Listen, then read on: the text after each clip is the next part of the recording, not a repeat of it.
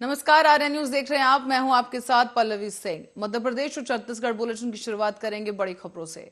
नरोत्तम मिश्रा ने कांग्रेस पर निशाना साधते हुए राजा पचारिया को लेकर बयान दिया है। बता दें आपको कि नरोत्तम मिश्रा ने प्रेस वार्ता करते हुए राजा पचारिया को आड़े हाथों लिया और इस बीच नरोत्तम मिश्रा ने कांग्रेस को जमकर घेरा है। कहा कि गांधी परिवार के इशारे पर नेता प्रतिपक्ष डॉक्टर गोविंद सिंह जी राजा पचेरिया के बयान का समर्थन कर रहे हैं। तो वहीं उज्जैन में पैगामे इंसानियत सोसाइटी के द्वारा पैगंबर हजरत मोहम्मद पर आयोजित किए गए निबंध प्रतियोगिता को स्थगित कराने के लिए उज्जैन एसपी को निर्देश दिए गए।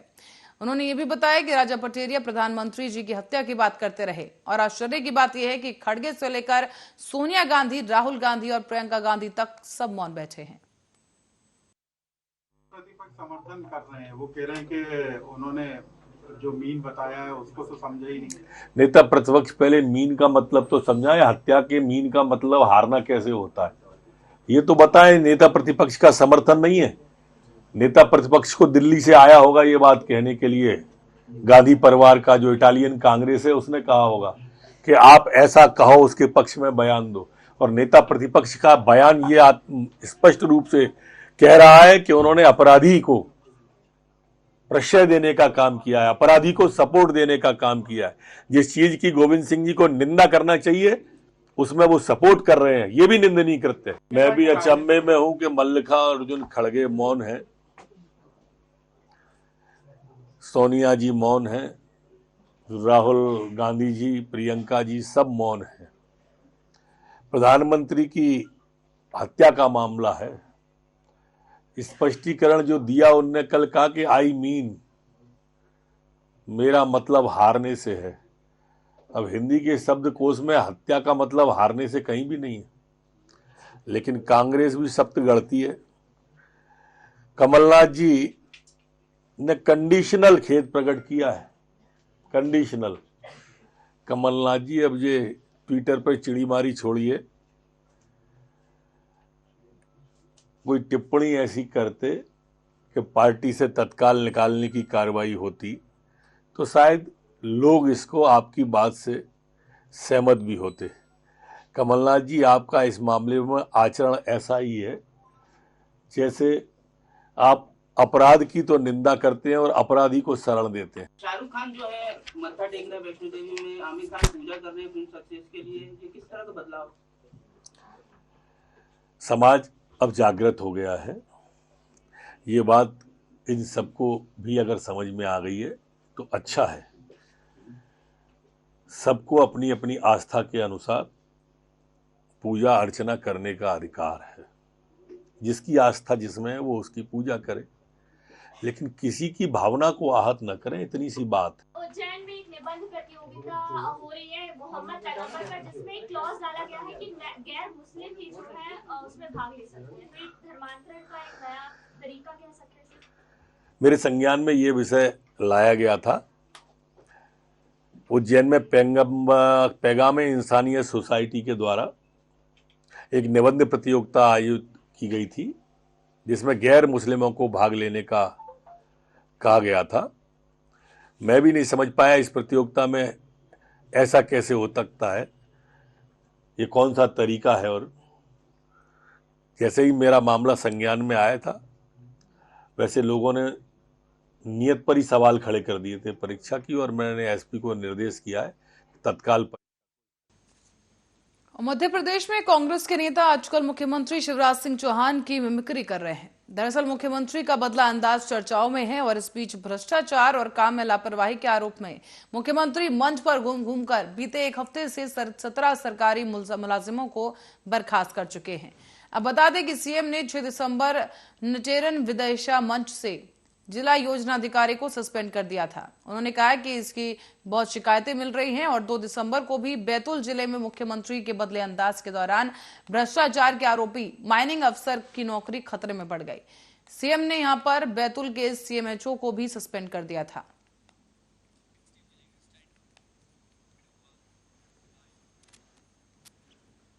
मध्य प्रदेश में गृह मंत्री नरोत्तम मिश्रा ने दतिया की एक बेटी से कॉल पर बात की और उसकी हौसला अफजाई की है। दरअसल दतिया की इस बेटी और ग्वालियर पुलिस में सूबेदार के पद पर पदस्थ सोनम पराशर ने राह चलते एक बुजुर्ग अनिल उपाध्याय को समय पर सीपीआर देकर उनकी जान बचाई है। जान बचाने का इस सराहनीय और प्रेरणादायक कार्य किया गया और आज वीडियो कॉल पर बात कर बेटी सोनम पराशर की हौसला अफजाई नरोत्तम मिश्रा ने की, साथ ही उन्हें बधाई भी दी है। रानी बिटिया बड़ा बढ़िया काम कर दिया, कल पूरे प्रदेश में नाम हो गया, अपने लतिया का नाम हो गया। अच्छा काम ऐसे करते रहना बिटिया है। माई का आशीर्वाद है लतिया वालों के तो सब पे।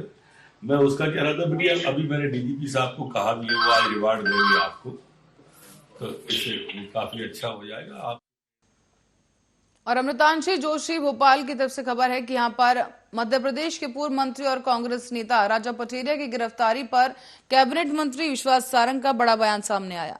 कहा गया है कि 48 घंटे बीत गए और उसके बाद पीसीसी चीफ कमलनाथ का ट्वीट आ रहा है। राजा पटेरिया जी, जिन्होंने प्रधानमंत्री नरेंद्र मोदी जी की हत्या की साजिश रची, उन पर कल एफआईआर दर्ज हुई थी और आज सुबह पन्ना पुलिस ने दमोह जिले के हट्टा, जहां पर वो रहते हैं, वहां से उनको गिरफ्तार किया है। निश्चित रूप से राजा पटेरिया जी ने वो अपराध किया है जो कि कानून की परिधि में आता है। ये केवल एक राजनीतिक कार्यकर्ता का बयान नहीं है, ये केवल भारतीय जनता पार्टी के नेता के खिलाफ बयान नहीं है, बल्कि ये देश के प्रधानमंत्री की जान, उनकी सुरक्षा से जुड़ा हुआ विषय है। और जिस प्रकार से राजा पटेरिया ने कांग्रेस की कार्यकर्ताओं की मीटिंग के बीच उन्होंने जिस प्रकार से कार्यकर्ताओं से ये कहा है कि हत्या के लिए तत्पर रहो, तो इसमें कहीं ना कहीं ये भी शक पैदा होता है कि क्या देश भर के कांग्रेस के कार्यकर्ताओं को ये ट्रेनिंग दी जा रही है। मोदी जी तो पूरे देश में दौरा करते हैं, प्रवास करते हैं, तो क्या 10 जनपद से सोनिया गांधी और राहुल गांधी के नेतृत्व में इस तरह की एक मुहिम चलाई जा रही है? क्योंकि नरेंद्र मोदी जी की लोकप्रियता के कारण ये तो स्थापित हुआ ही है कि नरेंद्र मोदी जी के कारण कांग्रेस को कहीं स्थान नहीं मिल रहा राजनीति में। तो क्या वो नरेंद्र मोदी को रास्ते से हटाना चाहते हैं? क्या नरेंद्र मोदी जी की वो हत्या करना चाहते हैं? ये एक जांच का विषय है। राहुल गांधी की भारत जोड़ो यात्रा में भी हम देख रहे हैं कि लगातार पाकिस्तान परस्ती की बातें हो रही हैं। देश के खिलाफ जो बयान देने वाले लोग हैं वो राहुल गांधी की यात्रा में साथ में चल रहे हैं। कांग्रेस के बहुत सारे नेताओं ने लगातार मोदी जी को गालियां दी हैं, उनके खिलाफ बातें की। तो क्या उसी की ये परिणति है? निश्चित रूप से राजा पटेरिया के इस पूरे कृत्य की जांच होनी चाहिए और ये सुनिश्चित किया जाना चाहिए कि प्रधानमंत्री जी की सुरक्षा में कोई। और मध्य प्रदेश की व्यावसायिक राजधानी इंदौर में मंगलवार को आयकर विभाग ने रियल एस्टेट कारोबारियों के यहां छापेमार कार्रवाई की है। शहर के 4 बड़े समूहों के यहां पर सुबह आयकर विभाग की टीम ने दस्तक दी और शहर में लगातार रियल एस्टेट कारोबारी आयकर विभाग के निशाने पर बने हुए हैं।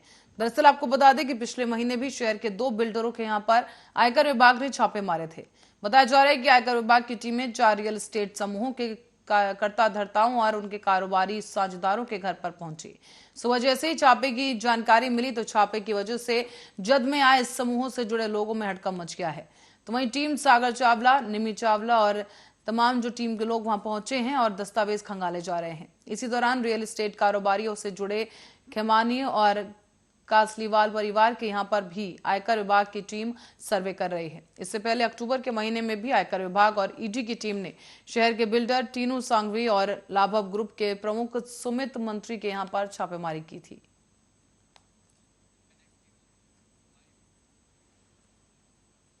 इस बीच विधानसभा में विपक्ष के नेता गोविंद सिंह पर पलटवार करते हुए विश्वास सारंग ने निशाना साध दिया है। उन्होंने कहा कि गोविंद जी पहले अपने विधायक दल में विश्वास मत में पास होकर दिखाएं। अपनी राजनीतिक रोटी सेकने के लिए उनकी इस तरह की स्टंटबाजी नहीं चलेगी। कांग्रेस के नेता प्रतिपक्ष गोविंद सिंह जी ने विधानसभा में सूचना दी है अविश्वास प्रस्ताव लाने की। ठीक है, ये उनका अधिकार है, पर मैं गोविंद सिंह जी से एक निवेदन करूंगा, पहले वो अपने विधायक दल में ही तो अपना विश्वास मत पे पास हो जाएं। क्या कांग्रेस का विधायक दल उन्हें नेता मानता है? मैं उनको निवेदन करना चाहूंगा, आप अविश्वास प्रस्ताव सरकार के खिलाफ लाएं, कोई दिक्कत नहीं है, परंतु क्या कांग्रेस का विधायक दल गोविंद सिंह जी को नेता मानता है? मैं उनको चुनौती देता हूं वो अपने ही विधायक दल में विश्वास मत प्रस्तुत करे, निश्चित रूप से वो विश्वास मत में फेल होंगे। अविश्वास प्रस्ताव आप सरकार के खिलाफ ला रहे हो तो आपको 15 महीने का हिसाब किताब भी देना पड़ेगा जब आप मध्य प्रदेश में सरकार में थे। भ्रष्टाचार के अलावा कमलनाथ की सरकार ने और कुछ नहीं किया। हर योजना को बंद किया। मुख्यमंत्री कन्यादान योजना हो, लाडली लक्ष्मी योजना हो, तीर्थ दर्शन योजना हो, संबल योजना हो, उन सबको तो कांग्रेस की सरकार ने बंद कर दिया। केवल और केवल मध्य प्रदेश में भ्रष्टाचार किया। कमलनाथ की सरकार ने वादा किया था कि हम किसानों का 2 लाख का कर्जा माफ करेंगे। एक किसान का नाम बता दें जिसका कर्जा माफ हुआ हो, एक बेरोजगार का नाम बता दें जिसको बेरोजगारी भत्ता मिला हो। हमारी सरकार पूरी तरह से जनता के हित में और जनता के कल्याण में काम कर रही है। अपनी राजनीतिक रोटी सेकने के लिए इस तरह की स्टंटबाजी ना सरकार लाने की स्थिति बनाएगी कांग्रेस की और ना ही कांग्रेस के संगठन को मजबूत करेगी। और कटनी जिले में मणिपुरम गोल्ड लोन डकैती मामले पर कटनी पुलिस ने बक्सर पुलिस की मदद से डकैती में शामिल एक और आरोपी को गिरफ्तार किया है। पुलिस के मुताबिक ये वही आरोपी है जो पुलिस को गुमराह करने के लिए डकैती में लूटी बाइक को अमदरा टोल नाके के पास छोड़कर भाग निकला था। हालांकि पुलिस को आरोपी के पास से अब तक कोई भी सोना या नकद बरामद नहीं हुआ है।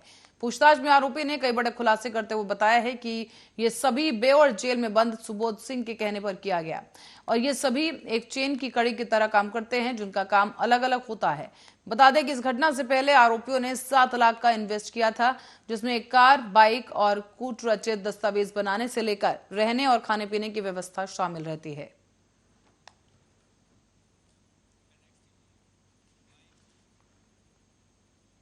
और मध्य प्रदेश के ग्वालियर में एक व्यक्ति को सड़क पर ही हार्ट अटैक आ गया। उसी दौरान जब महिला इंस्पेक्टर ने उसे देखा तो तुरंत मौके पर पहुंचकर उसे सीपीआर दिया है। इसके बाद डायल 100 की मदद से तत्काल ही इस मरीज को अस्पताल में भर्ती कराया गया। महिला सब इंस्पेक्टर की लोग अब खूब तारीफ कर रहे हैं। इस घटना का वीडियो भी सामने आया है जो अब सोशल मीडिया पर वायरल हो रहा है।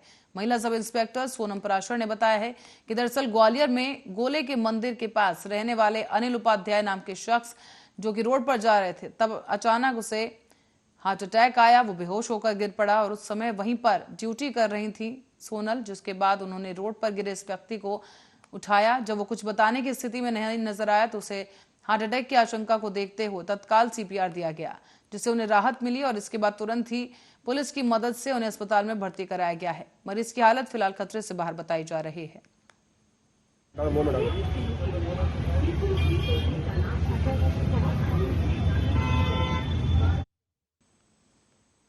इस बीच पूर्व मंत्री राजा पटेरिया ने पीएम मोदी को लेकर विवादित टिप्पणी की थी, जिसके बाद पन्ना पुलिस ने राजा पटेरिया को दमोह में उन्हीं के आवास से हिरासत में ले लिया है। गृह मंत्री नरोत्तम मिश्रा के निर्देश के बाद पटेरिया के खिलाफ एफआईआर दर्ज की गई थी और वहीं राजा पटेरिया के बयान से कांग्रेस ने किनारा कर लिया है। कांग्रेस खुद राजा पटेरिया के बयान को निंदनीय और राजनीतिक अपराध बता रही है।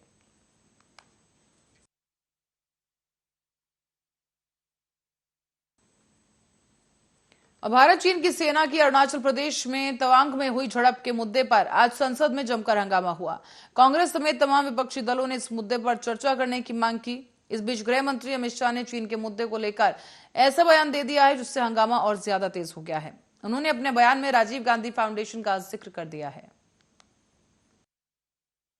प्रश्नकाल को विपक्ष के द्वारा चलने नहीं दिया गया। समूचा विपक्ष और विशेषकर कांग्रेस पार्टी के इस प्रयास की मैं घोर निंदा करता हूं।